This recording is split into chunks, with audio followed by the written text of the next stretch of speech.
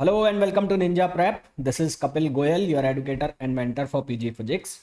तो आपको पता है कि RPSC second grade last year जो वैकेंसी आई थी उसके एग्ज़ाम्स होने वाले हैं सितंबर के अंदर। एग्ज़ाम डेट्स अनाउंस हो चुकी है, तो आपको ये बहुत अच्छे से पता है कि किस दिन कौन सा एग्ज़ाम होने वाला है। हालांकि न्यू वैकेंसी भी आ चुकी है। न्यू वैकेंसी के लिए आप सेपरेटली प्रिपेयर कर रहे होगे या आपकी जो प्रिपरेशन है उसी में थोड़ा सा आपको एक्सटेंड करना है, बट आई विश कि आपका इसी वैकेंसी के अंदर एग्ज़ाम में सिलेक्शन हो जाए।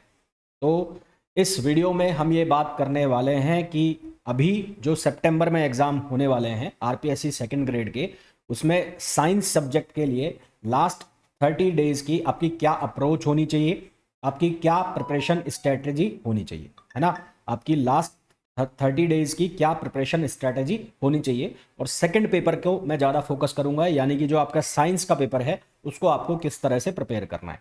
तो जो भी लोग इस वीडियो को देख रहे हैं उन सभी से रिक्वेस्ट रहेगी, प्लीज़ वीडियो को पहले लाइक ज़रूर कर दें, चैनल को सब्सक्राइब कर दें। आपके लाइक करने से, आपके चैनल को सब्सक्राइब करने से ये वीडियोज़ और भी लोगों तक पहुँचते हैं जहाँ इनको सच में इन वीडियोज़ की ज़रूरत होती है। और भी लोग जो आपकी तरह प्रिपरेशन कर रहे हैं वहाँ तक ये वीडियोज़ पहुँच जाते हैं।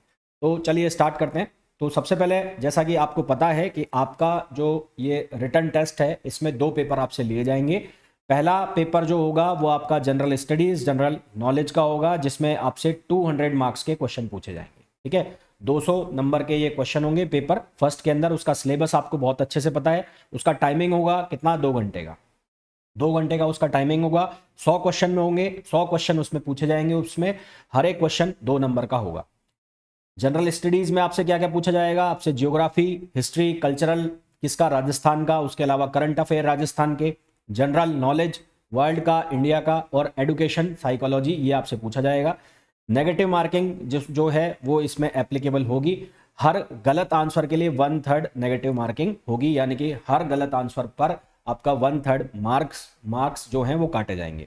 यहाँ पर एक स्पेशल पॉइंट को आप ध्यान में रख के चलना, जब आप पेपर कर रहे हो या पेपर देने जा रहे हो तो इस बात का ध्यान रखना कि मिनिमम क्वालिफाइंग मार्क्स जो होंगे जनरल के लिए वो 40% होंगे। यानी कि आपका 200 मार्क्स का जो पेपर है, 200 मार्क्स का जो पेपर है, उसमें से अगर आपको क्वालिफाई करना है जनरल वाले बच्चों को तो 200 का 40% आपको लाना पड़ेगा। 40% का मतलब होता है 80। तो 80 मार्क्स कम से कम आपको लाने हैं यदि आपको इस पेपर में क्वालिफाई करना है। क्वालिफाई करने का सीधा सा मतलब आपका जो सेकंड पेपर है वो तभी चेक होगा जब आपने फर्स्ट क्वालिफाई कर लिया होगा, या आप सिलेक्शन के लिए तभी क्वालिफाई माने जाएंगे जब आपने इतना परसेंट नंबर लाया होगा। उसके बाद जो मेरिट लिस्ट वो बनेगी। ये मिनिमम मार्क्स कोई आपके सिलेक्शन की गारंटी नहीं है। ये मिनिमम मार्क्स ये है कि हाँ इतने नंबर आपके आ जाते हैं तो आपको कंसीडर किया जा सकता है कट ऑफ के लिए। इसी तरह से जो कैटेगरी के स्टूडेंट्स होंगे, कैटेगरी के स्टूडेंट्स के लिए 5% का यहाँ पर रिलैक्सेशन होगा। जो रिलैक्सेशन होगा वो किसके लिए होगा, शेड्यूल कास्ट और शेड्यूल ट्राइब के लिए। एससी और एसटी वालों के लिए 5% का रिलैक्सेशन होगा, यानी कि उनके लिए 35% मार्क्स यहाँ पर लाने होंगे। 35% मार्क्स का मतलब है उनको 70 नंबर लाने होंगे। किसको, एससी और एसटी वालों को। जनरल, ईडब्ल्यूएस, ओबीएस उनको 80 मार्क्स यहाँ पर लाने होंगे। तो पेपर फर्स्ट भी उतना ही आपके लिए इंपॉर्टेंट होगा जितना पेपर सेकंड आपके लिए इंपॉर्टेंट होने वाला है। साथ ही साथ जो राजस्थान सिविल सेवा से हैं और जो भूतपूर्व सैनिक है उनको भी न्यूनतम अंकों में रियायत यहाँ पर मिलेगी, यानी कि वही 5% का यहाँ पर रिलैक्सेशन होगा। विशेष योग्य जन को भी, यानी कि जो पीडब्ल्यूडी में आते हैं, फिजिकली हैंडीकेप्ड आते हैं, उनके यहाँ पर भी वो उनको भी रिलैक्सेशन के लिए जो है वो कंसीडर किया जाएगा। तो ये तो हो गई पेपर फर्स्ट की बात। मेन इंपॉर्टेंट चीज़ें इसमें क्या है कि आपको 200 मार्क्स का पेपर है, 2 घंटे में कवर करना है, और 100 क्वेश्चन होंगे। Minimum qualifying marks general, EWS और ओबीसी के लिए 80 नंबर है 200 में से, और एससी, एसटी और बाकी जो भूतपूर्व सैनिक कैटेगरी से हैं, पीडब्ल्यूडी से हैं, उनके लिए 70 मार्क्स है। अब बात कर लेते हैं पेपर सेकंड की। पेपर सेकंड जो है वो आपका 300 मार्क्स का होगा। 2 घंटे 30 मिनट इसमें आपको मिलेंगे। 150 क्वेश्चन इसके अंदर होंगे आपके।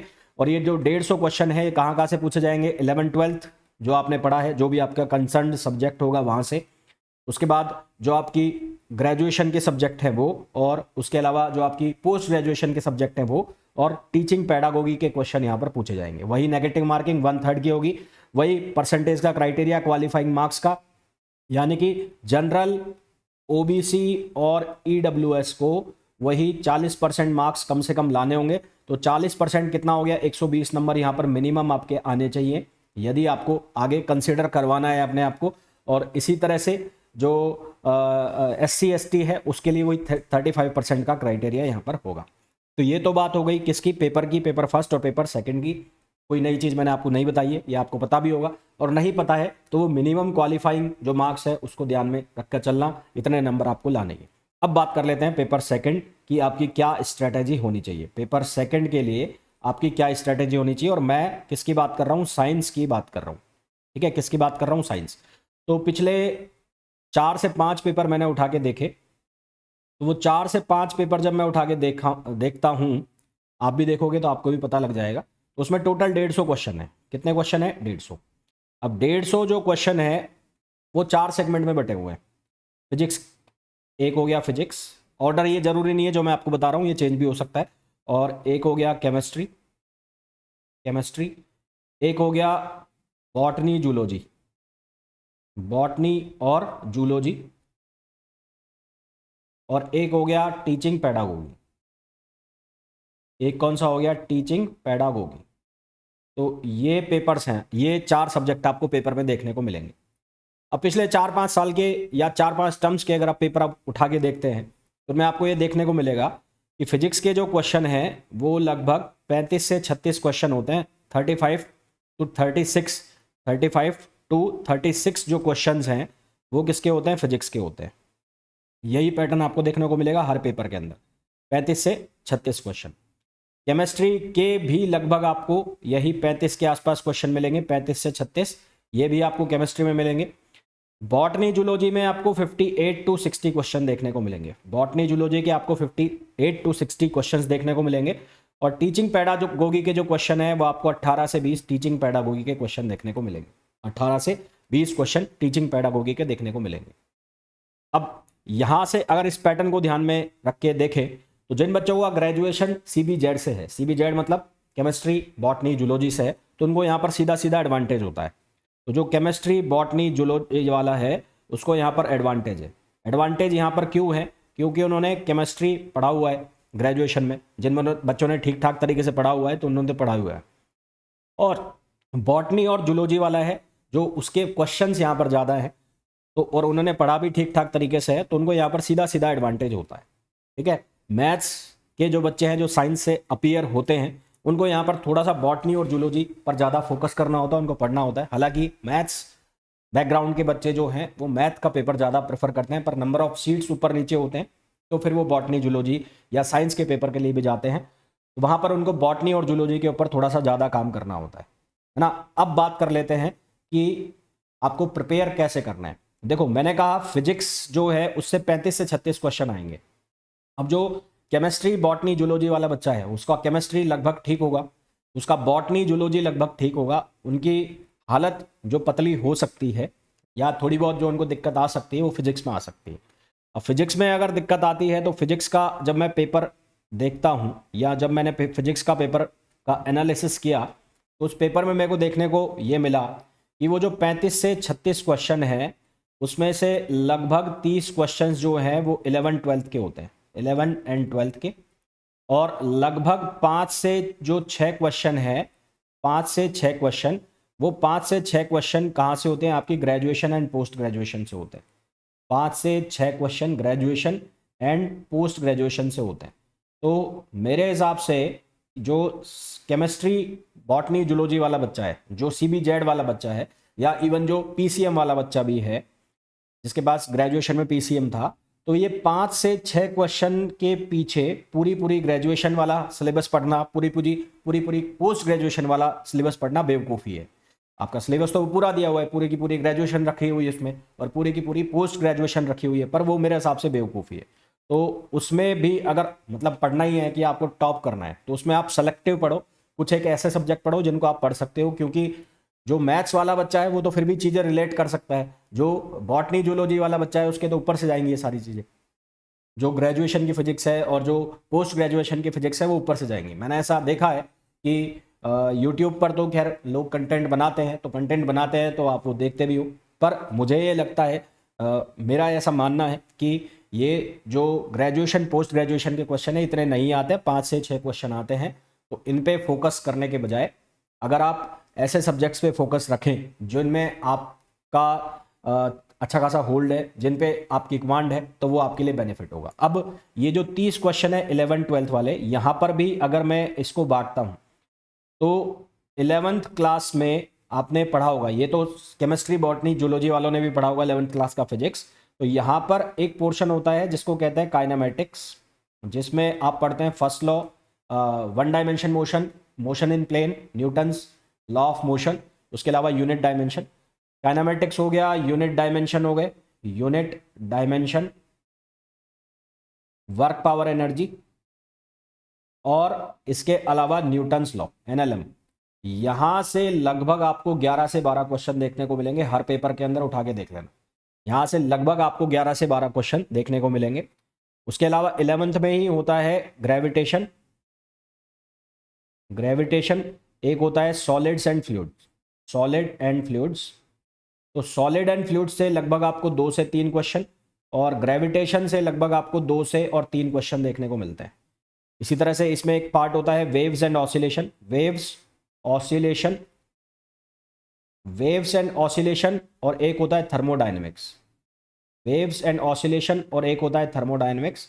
तो थर्मोडायनेमिक्स से आपको 2 से 3 क्वेश्चन, ठीक है, 2 से 3 क्वेश्चन थर्मोडायनेमिक्स से, और वेव्स एंड ऑसिलेशन से करीबन 3 से 4 क्वेश्चन देखने को मिलते हैं। तो ओवरऑल अगर मैं 11th क्लास के फिजिक्स की बात करता हूं तो 11th क्लास के फिजिक्स में आपके पास जो इंपॉर्टेंट चैप्टर्स हो गए वो ये वाले हो गए, जो शुरू शुरू में आप पढ़ते हो जब आप 11th क्लास में आते हो, तो ये इंपॉर्टेंट चैप्टर हो गए। सेगमेंट बहुत सारे हैं, अब उसमें से भी आपको जो दिख रहा है वेव एंड ऑसिलेशन, ये आपको आसान भी पड़ेगा और इसके क्वेश्चन हो भी जाते हैं।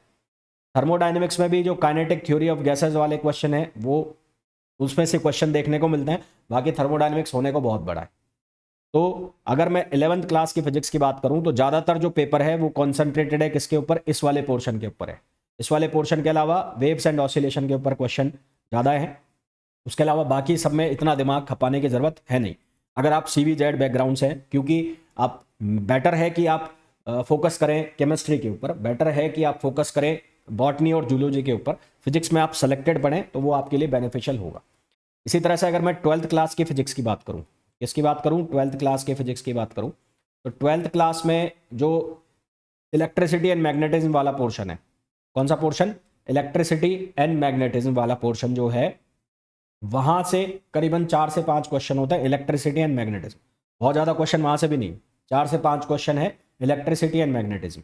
तो इलेक्ट्रिसिटी एंड मैग्नेटिज्म जिसमें आपका इलेक्ट्रोस्टैट्स आ गया, करंट इलेक्ट्रिसिटी आ गया, और मैग्नेटिज्म EMI ऑल्टरनेटिंग करंट, ये सारा मैंने कंसिडर कर लिया। तो electricity and magnetism, electricity and magnetism, यहाँ से करीबन आपसे 4 से 5 क्वेश्चन पूछे जा रहे हैं। और EMI and alternating current, alternating current, alternating current, यहाँ से करीबन 2 क्वेश्चन के आसपास आपसे पूछे गए हैं। पुराने पेपर्स जो मैं देखता हूँ या देखे हैं उनके अकॉर्डिंग मैं बता रहा हूँ। फिर यहाँ पर एक पोर्शन बनता है आपका wave optics and ray optics, wave and ray optics, ray optics. तो करीबन 2 से 3 क्वेश्चन यहाँ बनते हैं, इससे ज़्यादा यहाँ नहीं बन रहे। और फिर एक बनता है मॉडर्न फिजिक्स, मॉडर्न फिजिक्स। तो मॉडर्न फिजिक्स से भी अगर आते हैं तो वही 2 से 3 क्वेश्चन मॉडर्न फिजिक्स से आ रहे हैं। तो कुल मिलाकर अगर मैं 11th 12th के फिजिक्स की बात करूं कि अगर आपको फिजिक्स में पढ़ना है तो वो पढ़ना क्या है, मतलब एक महीना में सारा, हालांकि आपने पढ़ा होगा पहले और बहुत ज़्यादा समझ में आ गया या अच्छे से समझ में आ रहा है तो फिर तो कोई दिक्कत ही नहीं है, पूरा करके जाओ। और नहीं समझ में आता है और आपको चाहिए कि लास्ट में मैं किस पे फोकस करूं, तो मुझे जितना समझ में आता है या जितना मैंने एनालिसिस किया है उसके अकॉर्डिंग अगर आप इस पे फोकस करते हैं 11th वाले पर, इसको अगर मैं 5 स्टार दे दूं, इसके ऊपर आप फोकस करते हैं तो आपको डेफिनेटली बहुत ज़्यादा बेनिफिट मिलेगा। इसके अलावा दूसरा पोर्शन 11th में से आपको कोई पिक करना है तो वेव ऑसिलेशन वाला पोर्शन आप देख सकते हैं। फॉर्मूला बेस्ड क्वेश्चन होता है, फॉर्मूला रटना, उसके ऊपर क्वेश्चन करना। 12th में अगर आपको फोकस करना है तो इलेक्ट्रिसिटी एंड मैग्नेटिज्म के ऊपर फोकस कर लो, यहाँ से करीबन आपके 4 से 5 क्वेश्चन हो जाते हैं। तो ये 3 सेगमेंट अगर आप पकड़ के चलते हो तो 35 में से करीबन जो है 20 क्वेश्चन तक आप पहुँच जाओगे।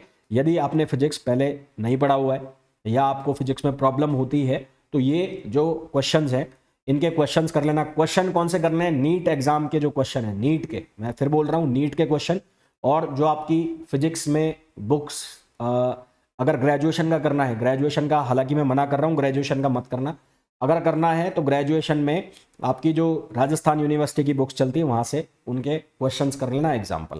तो ये आपकी स्ट्रेटेजी होनी चाहिए फिजिक्स को लेके। बाकी केमिस्ट्री और बॉटनी जूलॉजी के ऊपर आप जितना, बॉटनी जूलॉजी के ऊपर आप जितना फोकस करोगे वो आपके लिए उतना ही लाभदायक होगा, उतना ही ज़्यादा आपको नंबर मिल सकते हैं किसके अंदर? बॉटनी और जूलॉजी के अंदर। ठीक है, उतने ज़्यादा नंबर आपको मिल सकते हैं किसके अंदर? बॉटनी और जूलॉजी के अंदर। तो ये आपको स्ट्रेटजी अगर ये फॉलो करते हैं आरपीएससी सेकंड ग्रेड साइंस के लिए, तो आपको बहुत बेनिफिट मिल सकता है। जो भी लोग इस वीडियो को देख रहे हैं प्लीज़ वीडियो को लाइक ज़रूर करें, चैनल को सब्सक्राइब ज़रूर करें। मिलते हैं नेक्स्ट वीडियो में। Till then thank you, bye bye.